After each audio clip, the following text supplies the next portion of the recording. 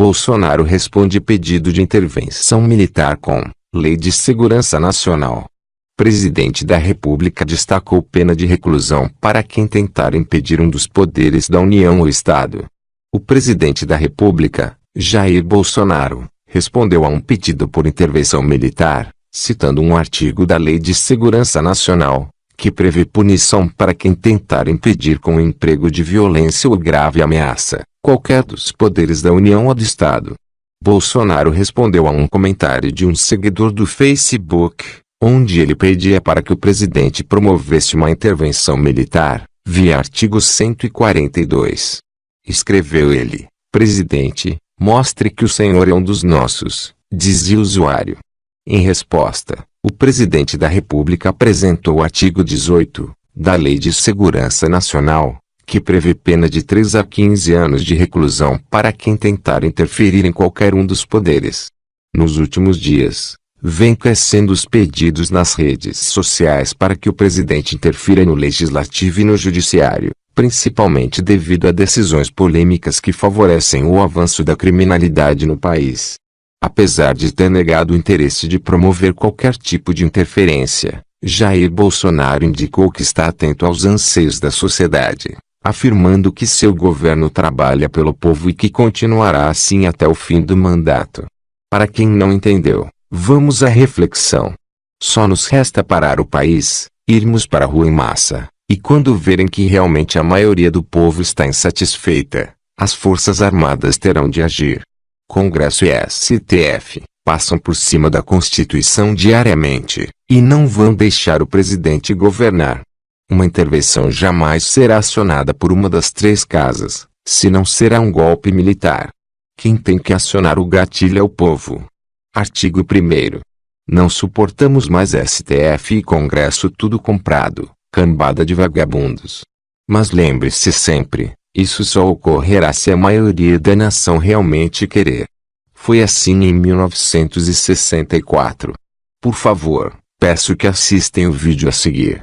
O trabalho é lento, como formiguinha, mas temos que ser persistentes. A intervenção constitucional pretendida não é feita pelo comando das Forças Armadas, e sim pelo povo.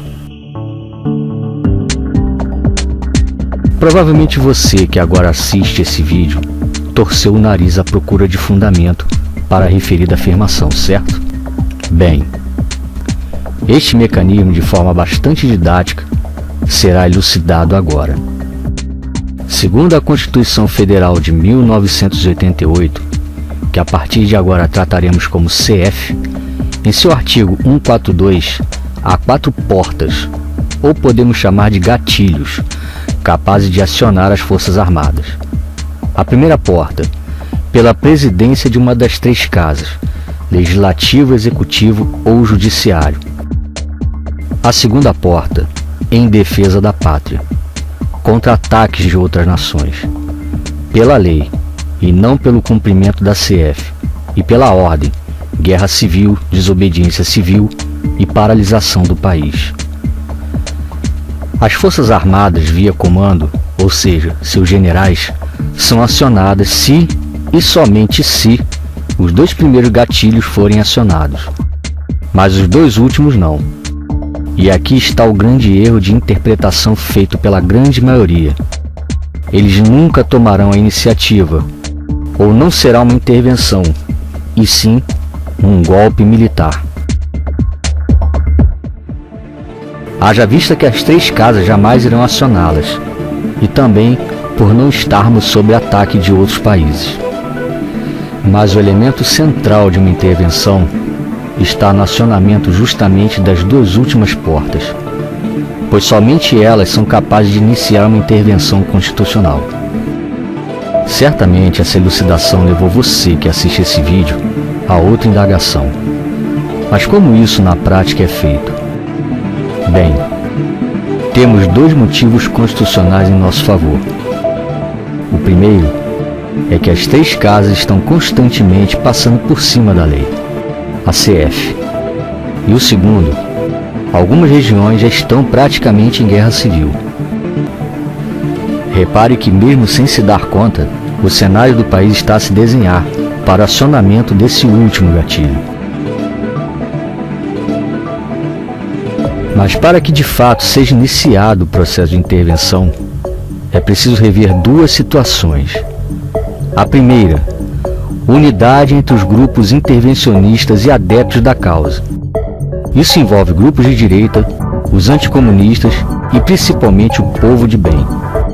A segunda, organização e liderança para que os grupos ajam de forma consciente, simultânea e principalmente com a massa da população como endossatária. Há inúmeros grupos e adeptos à intervenção constitucional atuante no país, e fora dele também. Mas há também dois outros elementos capazes de enfraquecer cada vez mais a ideia de uma intervenção. O primeiro é o ego. No meio deles, todos querem fazer à sua maneira, de forma fragmentada. E o segundo é a falta de capitaneamento dos referidos. Além de não entenderem o mecanismo da intervenção, intitulam vários líderes a liderar um único grupo. Com isso, restam evidentes alguns problemas à grande massa da população. Vendem a imagem errada sobre a intervenção, demonstram desorganização e principalmente demonstram-se, mesmo que sem saber, como grupos anêmicos, sem força. Exemplos clássicos dessa narrativa são pequenos grupos na frente de quartéis, manifestações de forma assíncrona, ideias utópicas de tomar as 3 casas à força, dezenas de grupos virtuais e, principalmente, aqueles que esperam em 2018 que o presidente acione as Forças Armadas.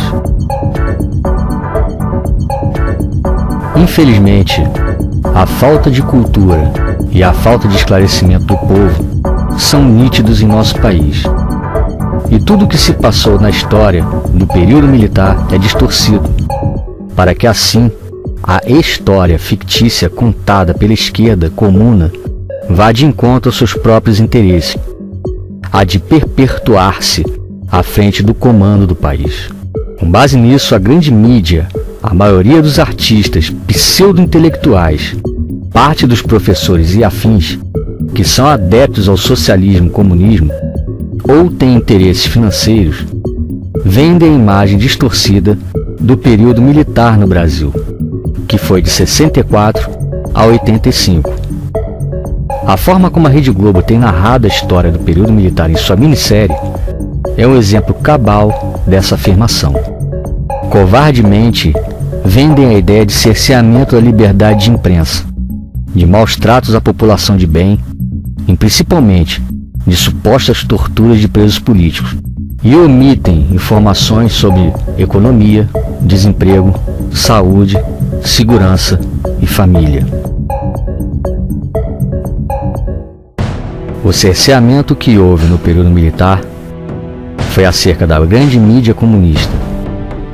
Não se podiam transmitir novelas com cena de sexo. Também eram proibidas letras de música que faziam apologia a drogas, à prostituição, ao comunismo e a outras obscenidades. Quanto aos maus tratos e supostas torturas, diferentemente dos dias atuais, os bandidos eram tratados como bandidos, não possuíam bolsa presidiário e direitos humanos. Usuários de drogas que ficassem pelas esquinas eram tratados como foras da lei. Guerrilheiros eram tratados como traidores da pátria. E nas classes escolares, os professores eram tratados como heróis. Nos intervalos tocava-se o hino nacional. Houve o maior crescimento econômico de todos os tempos e o menor índice de desemprego sem precedentes. A família era tratada como uma instância máxima da sociedade.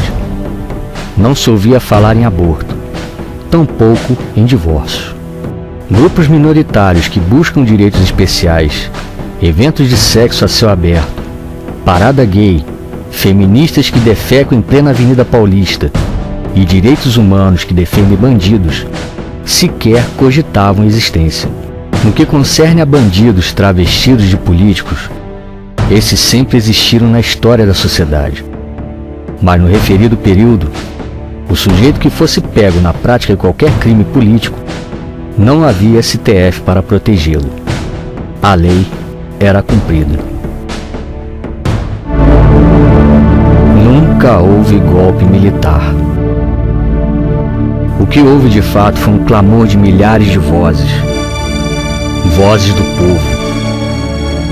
Da mesma forma que foram feitos com Dilma e Collor. Forçosamente, essas milhares de vozes fizeram o Congresso caçar o até então presidente comunista João Goulart. Quem fez a intervenção de 64 no Brasil foi o povo. Artigo 1º da Constituição Federal.